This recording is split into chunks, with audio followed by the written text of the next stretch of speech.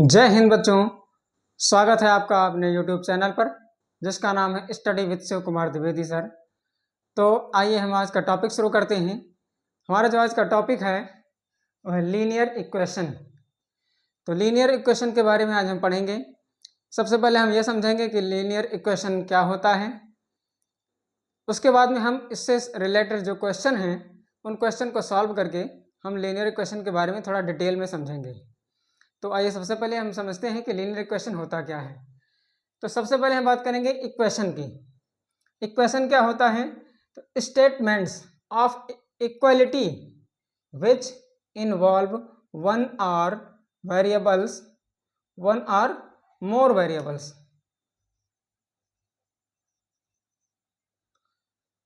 Is known as an equation. Equation वो statement होता है, इक्वेशन वो स्टेटमेंट है जो कि इक्वलिटी का होता है और इसमें एक या एक से ज़्यादा वेरिएबल्स इन्वॉल्व होते हैं, इसमें जुड़े हुए होते हैं और यही जो है इक्वेशन कहा जाता है। इसी को इक्वेशन कहते हैं। एक ऐसा स्टेटमेंट जिसमें एक से ज़्यादा वेरिएबल्स हों, एक या एक से ज़्यादा वेरिएबल्स हों, उसे इक्वेशन कहा जाता है। अब इसके बारे में आपको डिटेल में समझ में आएगा तब जब हम इसको इक्वेशन का क्वेश्चन सॉल्व करेंगे। जैसे इक्वेशन क्या है, हम जैसे किसी स्टेटमेंट को लिखते हैं कि मान लिया कोई x है, x में जब हम 30 ऐड करते हैं तो जो वैल्यू होती है वो है 60। यानी किसी नंबर में 30 ऐड करने पर 60 हमें प्राप्त होता है। तो ये जो स्टेटमेंट हुआ इसी को हम कहते हैं इक्वेशन। अब इसके बाद में बात आती है लीनियर इक्वेशन की। लीनियर इक्वेशन क्या है? If the highest power of the variable is 1 in an equation then it is called a linear equation। यानी कोई भी इक्वेशन है, ये जैसे इक्वेशन है, जब इक्वेशन में किसी भी वेरिएबल्स की जो हाईएस्ट पावर है वो केवल 1 ही होती है तो उसे क्या कहते हैं? उसी को लीनियर इक्वेशन कहा जाता है।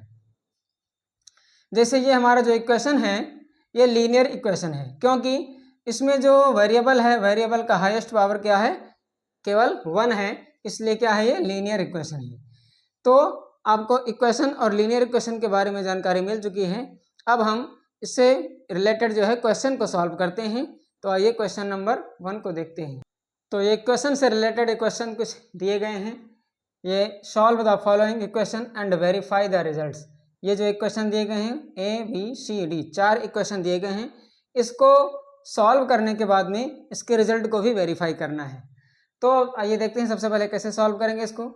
यहाँ पर दिया गया है m-4 = 6। यानी ये स्टेटमेंट कह रहा है कि m कोई नंबर है जिसमें जब 4 माइनस करते हैं तो हमें 6 उसका आंसर प्राप्त होता है। तो यहाँ हम क्या करेंगे? हम इस क्वेश्चन को सॉल्व करेंगे ट्रांसपोजिंग मेथड से। तो ट्रांसपोजिंग मेथड में क्या करते हैं? हम वेरिएबल को एक तरफ यहाँ रखेंगे m को, और जो इसका कांस्टेंट है यानी जो इसका नंबर दिया गया है उसको हम दूसरी साइड में लेकर के चले जाएंगे। यानी एक तरफ वेरिएबल कर लेंगे और दूसरी तरफ कांस्टेंट कर लेंगे, फिर उसके बाद उसको सॉल्व कर लेंगे। तो यहाँ हो जाएगा m = लिखेंगे। अब 6 यहाँ पर पहले से था उसको हम लिखेंगे। अब ये जो -4 है इसको हम जब ट्रांसपोज करके यानी राइट हैंड साइड में लेकर के जाएंगे तो हमें ये पता है कि जब किसी नंबर को हम ट्रांसपोज करते हैं, एक साइड से दूसरी साइड में लेकर के जाते हैं, तो ये जो साइन होता है, जो सिंबल होता है, ये इधर का यानी उस साइड में जाने पर उसका सीधा उल्टा हो जाता है। यानी -4 अगर इधर है तो यहाँ जा करके +4 हो जाएगा। तो अब ये m = कितना आ गया? 10 आ गया। यानी ये हमारा m की वैल्यू कितनी हो गई? 10 आ गई। अब हमें अगर इसको वेरीफाई करना है तो कैसे करेंगे? हम m की जगह पर 10 रख देंगे। यहाँ पर ये जो हमारा इक्वेशन है इसमें हम जैसे दिया है m-4 = 6, यहाँ पर देखते हैं m-4 = 6। अब m की जगह हम 10 रख करके देखेंगे तो 10 - 4 = 6, यानी 6 = 6। यहाँ इसका मतलब LHS = RHS ये प्रूव हो चुका है। तो आपको ये हमें आशा है कि आपको समझ में आ गया होगा इक्वेशन को कैसे सॉल्व करते हैं। अब हम दूसरा वाला इक्वेशन सॉल्व करके देखते हैं।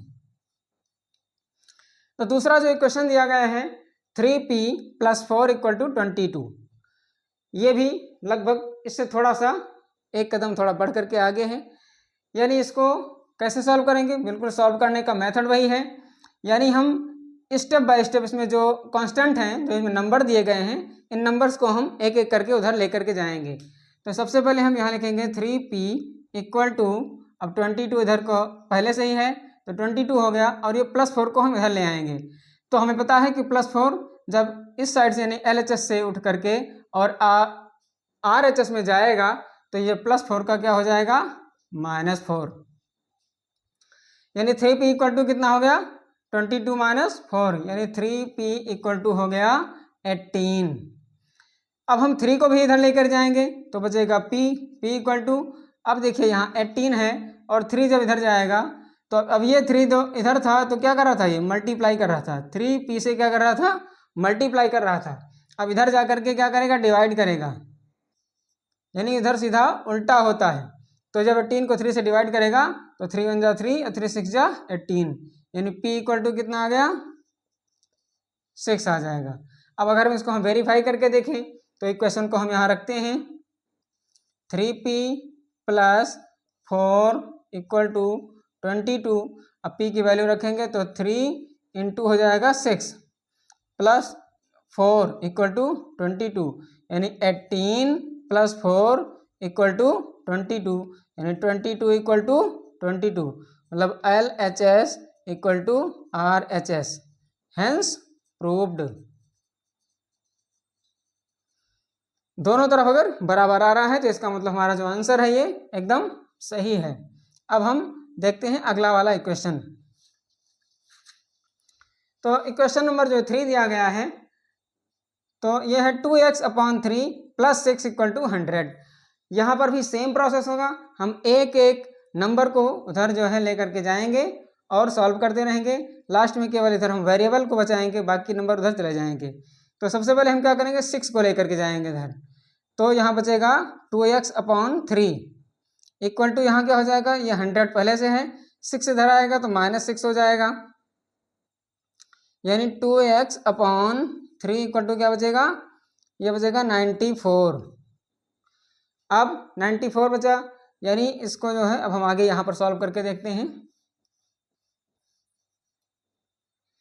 तो 2x/3 इक्वल टू 94 आया है।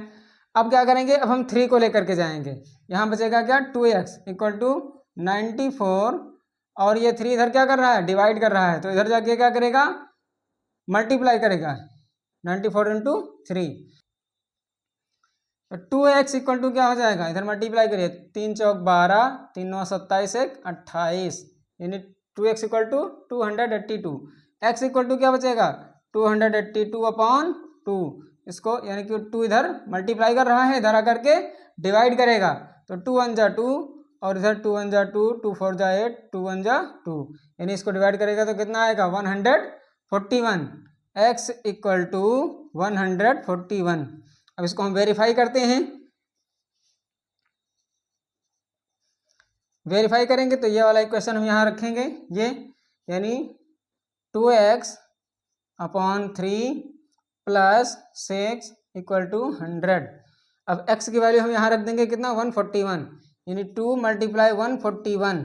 2 और x का रिलेशन क्या है? मल्टीप्लाई का है, अपॉन 3 + 6 इक्वल टू 100। ये कितना हो जाएगा? यहाँ पर करेंगे हम, तो 141 को 2 से मल्टीप्लाई करेंगे तो 2 1 जा 2, 2 4 जा 8 और 2 1 जा 2, ये 282/3 + 6 इक्वल टू 100। अब हम इसको सॉल्व करेंगे, यानी कि इसको जो फ्रैक्शन का एडिशन होता है उसी हिसाब से सॉल्व करेंगे, तो 6/1 हो जाएगा, यानी इसका जो 3 आएगा तो 282 + 1 3 जा 3, तो 3 से 6 को मल्टीप्लाई करेंगे तो 18 इक्वल टू 100। अब इसको हम ऐड करेंगे तो 282 में 18 को ऐड करेंगे तो कितना हो जाएगा? ये 100, ये बचेगा 300, चलो यहाँ लिख दे रहे हैं, अपॉन 3 इक्वल टू 100। अब इसको डिवाइड करेंगे तो कितना हो जाएगा? 100 आएगा, यानी 100 equal to 100, LHS equal to RHS। ये हमारा प्रूव हो चुका है, यानी वेरीफाई हो चुका है आंसर। अब इसके बाद में एक ये क्वेश्चन बचता है, 3/4 into x minus 1 equal to x minus 3। तो अब यहाँ पर फिर से देखते हैं।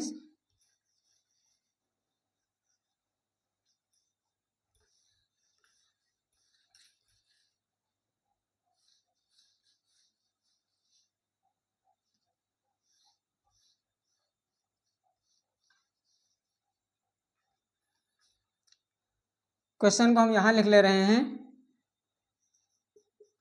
3/4 into x minus 1 equal to x minus 3।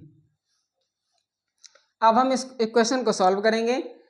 तो कैसे सॉल्व करेंगे? सबसे पहले हम इस ब्रैकेट के अंदर जो भी ये वेरिएबल और नंबर दिया गया है उसको हम 3/4 से मल्टीप्लाई करते हैं, क्योंकि ब्रैकेट के बाहर जो भी होता है उससे हम अंदर वाले को, क्वेश्चन नंबर ये जो 4th वाला है, तो 3/4 को हम x से मल्टीप्लाई करेंगे तो हो जाएगा 3x/4 माइनस 3/4 को 1 से मल्टीप्लाई करेंगे तो 3/4 हो जाएगा इक्वल टू x माइनस 3। अब x को हमें इधर लाना है, बाकी इधर के नंबर्स को उधर ले जाएंगे। तो 3x/4 और x इधर आएगा तो माइनस x हो जाएगा इक्वल टू इधर हो जाएगा -3, और ये 3/4 इधर माइनस में है तो इधर जाके क्या हो जाएगा प्लस में 3/4 हो जाएगा। अब इसको हम सॉल्व करते हैं, तो ये इसको सॉल्व करने के लिए अपॉन 1 कर देंगे, तो 4 और 1 का एलसीएम कितना होगा? 4 होगा। अब 4 1 जा 4, तो 1 से इसको मल्टीप्लाई करेंगे तो 3x माइनस 1 4 जा 4, 4 से इसको करेंगे तो 4x इक्वल टू, अब यहाँ अपॉन 1 कर लेते हैं तो 1 और 4 का एलसीएम कितना होगा? 4 होगा। तो 1 4 जा 4, 4 से इसको करेंगे तो -12, 4 3 जा 12 प्लस ये 4 1 जा 4, तो 1 से 3 करेंगे, 3 को मल्टीप्लाई करेंगे तो 3। अब देखिए 3x माइनस 4x कितना हो जाएगा? -x/4 बचेगा इक्वल टू -12 में 3 को ऐड करेंगे कितना होगा? -9 हो जाएगा अपॉन 4।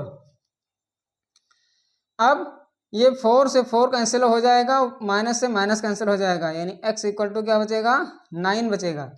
हमें x की वैल्यू मिल गई है कितना? 9। अब हम इसको वेरीफाई करते हैं, तो 3/4 और ये हो जाएगा 9 - 1 इक्वल टू 9 - 3, क्योंकि x की वैल्यू कितनी आई है? 9 आई है। तो इसको अब हम मल्टीप्लाई करते हैं, तो 3 9 जा 27/4 माइनस 3/4 इक्वल टू ये हो जाएगा 6। अब इसको मल्टीप्लाई सॉल्व करेंगे तो 27 में 3 माइनस करेंगे तो 24/4 इक्वल टू 6। 4 1 जा 4, 4 6 जा 24, यानी 6 इक्वल टू कितना आया? 6, यानी LHS इक्वल टू RHS हमारा ये सॉल्व हो चुका है। तो इस प्रकार से हम इक्वेशन को सॉल्व करना समझ चुके हैं। हमें आशा है कि आपको वीडियो बहुत अच्छे से समझ में आया होगा, आपको पसंद आया होगा। अगर वीडियो पसंद आता है तो इसे लाइक करें और चैनल को सब्सक्राइब करें। फिर मिलते हैं अगले क्वेश्चन के साथ में अगले वीडियो में, तब तक के लिए जय हिंद।